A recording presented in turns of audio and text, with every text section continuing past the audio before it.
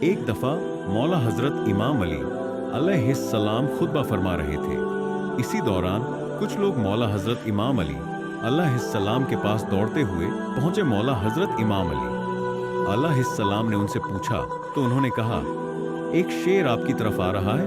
مولا حضرت امام علی علیہ السلام نے فرمایا، بیٹھ جاؤ، یہ شیر کسی کو نقصان نہیں پہنچائے گا۔ یہ بات ابھی ختم نہیں ہوئی تھی کہ ایک بہت ہی بڑا شیر مولا حضرت امام علی علیہ السلام کے قدموں میں سر رکھ کر سلامی پیش کی، اور اس کے بعد اس شیر نے چند دن کا اپنا بچہ مولا حضرت امام علی علیہ السلام کی خدمت میں رکھا۔ شیر نے اپنی زبان میں حضرت امام علی علیہ السلام سے کہا، مولا، میں اس بچے کی ماں ہوں، اس کا باپ مر چکا ہے۔ اس شیرنی نے حضرت امام علی علیہ السلام سے کہا، مولا، میں چاہتی ہوں کہ یہ پل کر جوان ہو جائے اور محفوظ بھی رہے۔ حضرت امام علی علیہ السلام نے فرمایا، مطمئن ہو کر چلی جاؤ، یہ میں علی کہہ رہا ہوں کہ اسے یتیمی کا احساس نہیں ہوگا۔ میں یہ بچہ اسے دوں گا جو یتیم کی پرورش کر سکتا ہو۔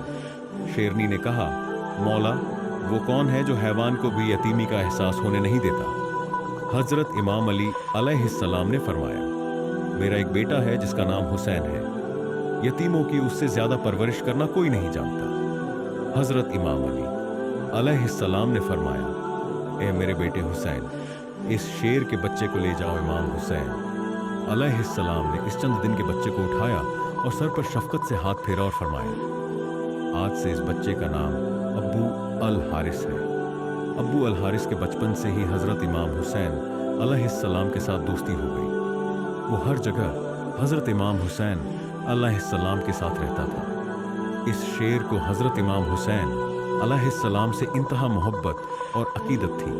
جب یہ شیر بڑا ہو گیا تو کچھ لوگ حضرت امام علی علیہ السلام کے پاس آئے اور کہنے لگے، یا علی، اب شیر بڑا ہو گیا ہے، ہمیں اس شیر سے ڈر لگ رہا ہے، کہیں یہ کسی کو نقصان نہ پہنچا دے۔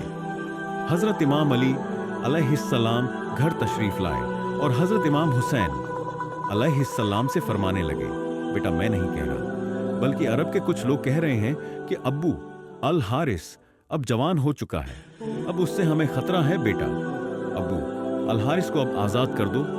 یہ سننا تھا کہ حضرت امام حسین علیہ السلام کی آنکھوں میں آنسو آ گئے۔ حضرت امام علی علیہ السلام کو دیکھ کر مسکرائے اور فرمانے لگے، جی بابا جان، جیسے آپ کا حکم ہے۔ امام حسین علیہ السلام نے فرمایا، بابا جان، آج کا دن نکال لے، کل ابو الحارث آپ کو نظر نہیں آئے گا۔ حضرت امام علی علیہ السلام نے فرمایا، بیٹا حسین، آج کے دن کیا کرو گے؟ امام حسین علیہ السلام نے فرمایا، بابا جان، دیکھیے باہر شام ہو گئی ہے اور یہ وقت کسی کو گھر سے باہر نکالنے کا نہیں ہے۔ حضرت امام علی علیہ السلام نے بیٹے کو سینے سے لگایا۔ جب امام حسین علیہ السلام تہجد کے وقت شیر کو خوراک دینے کے لیے گئے تو ابو الحارث نے کہا، مولا، آج اتنی جلدی؟ امام حسین علیہ السلام نے ساری بات ابو الحارث کو بتائی۔ ابو الحارث نے کہا، ٹھیک ہے مولا، میں چلا جاؤں گا، لیکن ایک شرط ہے۔ امام حسین علیہ السلام نے فرمایا، کیا شرط ہے؟ ابو الحارث نے کہا، ایک دفعہ ملاقات ضرور ہو۔ روایت میں آتا ہے کہ امام حسین علیہ السلام نے فرمایا، تاریخ یاد رکھنا، 10 محرم 61 ہجری میدان کربلا کے ٹیلے کے پاس سے تمہیں ایک آواز آئے گی، بس اسی آواز پر چلے آنا، مجھ سے ملاقات ہو جائے گی۔ ابو الحارث نے کہا، مولا، آواز کون دے گا آپ؟ امام حسین علیہ السلام نے فرمایا، نہیں ابو۔ الحارث نے کہا، تو آپ کے بھائی عباس آواز دیں گے؟ حضرت امام حسین علیہ السلام نے فرمایا، نہیں۔ پھر حضرت امام حسین علیہ السلام روئے اور فرمایا، ہماری اماں فضا تمہیں آواز دے گی۔ آج بھی کربلا مولا میں وہ جگہ موجود ہے جہاں بی بی فضا نے ابو الحارث کو آواز دی تھی۔ امام حسین علیہ السلام نے جب ابو الحارث کو آزاد کیا تو فرمایا، ابو الحارث، ملک عراق چلے جاؤ، وہاں پر نینوا کا ایک جنگل ہے، اس جنگل کا شیر بادشاہ مر چکا ہے، تم وہاں جاؤ اور وہاں جا کر بادشاہی کرو۔ یوں حضرت امام حسین علیہ السلام کا حکم مان کر ابو الحارث مدینہ سے چلا گیا۔ وہ عاشورہ کی شام تھی جب حضرت امام حسین علیہ السلام شہید ہو گئے۔ حضرت امام حسین علیہ السلام کی شہادت کے بعد عمر بن سعد کا حکم تھا کہ امام حسین علیہ السلام کی لاش پر گھوڑے دوڑائے جائے اور لاش مبارک کو پامہ کیا جائے۔ یہ آواز سن کر अहले हरम में कयामत बर्पा हो गई। जैसे ही उस फौज में यह ऐलान हुआ तो बीबी फिजा हजरत बीबी जैनब सलामुल्लाह अलैहा के पास आई और कहने लगी, ए मेरी पाक सदा रसूल खुदा हजरत मोहम्मद सल्लल्लाहु अलैहि वसल्लम के एक सहाबी थे जो समंदर में सफर कर रहे थे। उनकी कश्ती टूट गई और वो उस कश्ती के एक टुकड़े का सहारा लेकर एक जजीरे में पहुंचा।